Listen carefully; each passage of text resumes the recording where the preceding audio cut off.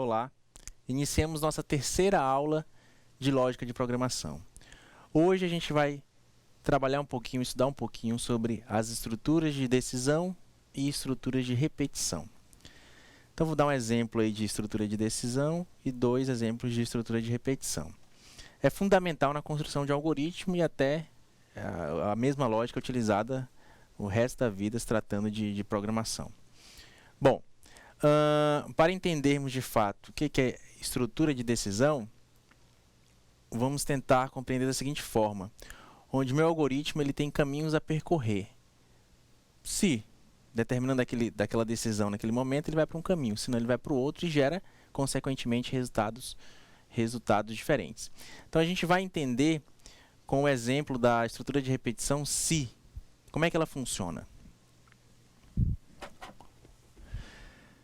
Ainda no conceito de estrutura de decisão, nada mais é do que decisões que podem interferir no andamento do algoritmo. Exemplo, um simples caso do se o aluno for aprovado, né? Então aqui para ficar mais fácil, eu já trouxe até um algoritmo, pronto, aqui o algoritmo média, né? Aonde a gente trabalha com a estrutura de decisão se. Iniciamos aqui nosso algoritmo com as variáveis nota 1, nota 2 e média. Então nós temos três variáveis. Essas três variáveis elas são de que tipo? Que tipo de informação vai conter nelas? Real. Ou seja, criamos três variáveis do tipo real.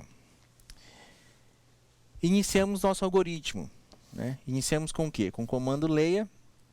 Lá atrás, na aula passada, aprendemos que a gente está aqui fazendo a leitura e armazenamento, né, da informação nossa variável. Então, eu começo a fazer a leitura da nota 1, variável nota 1. Esperamos aí que o usuário digite a nota 1, para ela ser armazenada na nossa variável. Novamente o comando leia, nota 2. Esperamos que o usuário digite a nota 2. E aí aqui entra já uma operação matemática, que é a média, e entra em ação também a nossa terceira variável, que é a média. Nós temos a variável com o nome média. Essa variável ela vai armazenar o resultado, ou seja, estamos atribuindo a ela isso, o resultado da soma da nota 1 e nota 2 com a divisão número 2. Então aqui é uma fórmula básicazinha de cálculo de média, onde eu tenho a soma dos valores dividido pela quantidade. Lembrem que da precedência também, que a gente viu anteriormente, onde a precedência normal dos números vinha a divisão. Mas como eu tenho nota 1 e nota 2 entre parênteses, primeiro a gente vai fazer a soma, o algoritmo vai fazer a soma dessas duas notas e dividir por 2. O resultado disso é o que vai vir a ser armazenado na minha variável média, né? Resumindo aqui com um comentário do nosso algoritmo, não faz parte do nosso código, atribuímos o resultado da expressão que faz a média das notas. Lembrando que é importantíssimo vocês realizarem a leitura do material didático, onde essas observações do que é um comentário, o fato de ele não fazer parte do código, entre várias outras estruturas de decisões, estão presentes. Então a ideia é eu colocar alguns tópicos importantes, trabalhar essa lógica, construção de algoritmo com vocês, para vocês contribuírem também ou acrescentarem com a leitura do material didático. Então aqui nós já temos o resultado da variável média, o resultado da operação atribuído à variável média. Aí aqui entra a nossa estrutura de decisão. O que seria a estrutura de decisão? Vamos descrever ela aqui. Se a média, ou seja, o valor que está na média lá, que vai ser armazenado acima, for maior ou igual a 60, então escreva, ou seja, exibimos a mensagem para o usuário. Parabéns, aprovado. Entenda o seguinte, que aqui eu tenho uma condição, tenho uma estrutura de decisão. Se o meu aluno ele for aprovado, aparece uma mensagem para ele. Eu poderia fazer um algoritmo um pouquinho maior, senão ele aparecer uma mensagem de reprovado. Mas a ideia é a gente entender de fato como é que funciona esse exemplo de estrutura de decisão, onde dependendo do resultado ele vai para uma mensagem, que é um resultado, ou ele vai para o fim da minha estrutura e o fim do meu algoritmo, como acontece aqui. Ok? Então aqui a gente entende um pouquinho aí sobre a estrutura de decisão. Agora vamos entrar nas estruturas de repetição. O que é a estrutura de repetição? O que é a estrutura de repetição? Ela é necessária quando precisamos repetir determinadas ações enquanto não atingimos o objetivo. Utilizamos aí, também é conhecida como comandos de laços ou loop. Aqui a gente está utilizando o para-faça. O que é o para-faça? Para-faça é quando um determinado bloco de instruções precisa ser repetido um número fixo de vezes. Algoritmo contagem de 1 a 10. Eu tenho aqui a variável contador do tipo inteiro.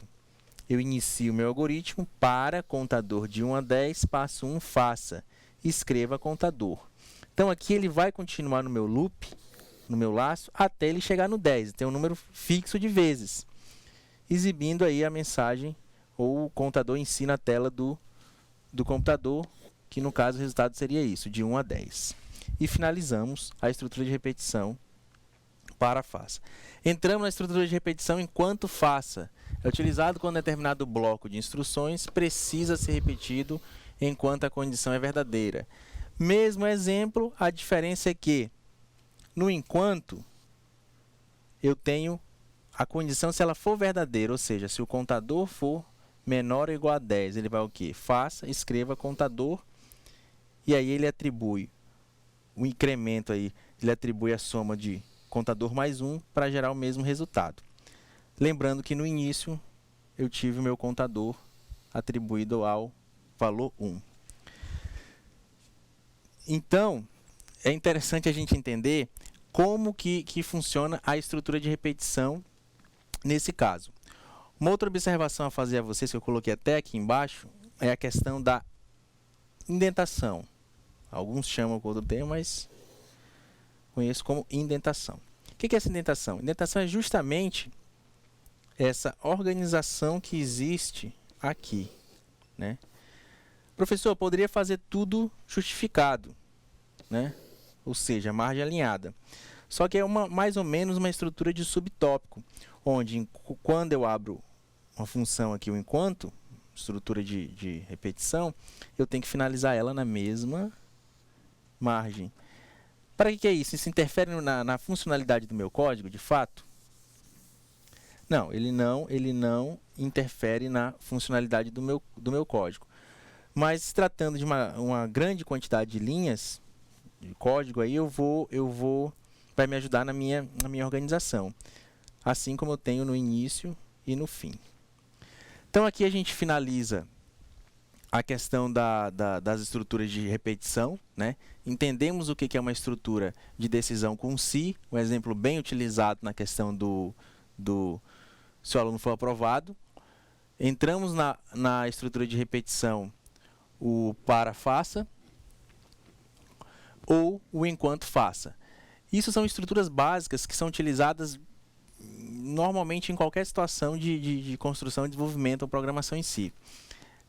E vai ser muito útil para que vocês possam estar evoluindo nisso. Essa é só uma lógica para a gente poder entender e com a leitura do material didático, que é passo a passo, você possa estar trabalhando mais para frente com algo mais avançado.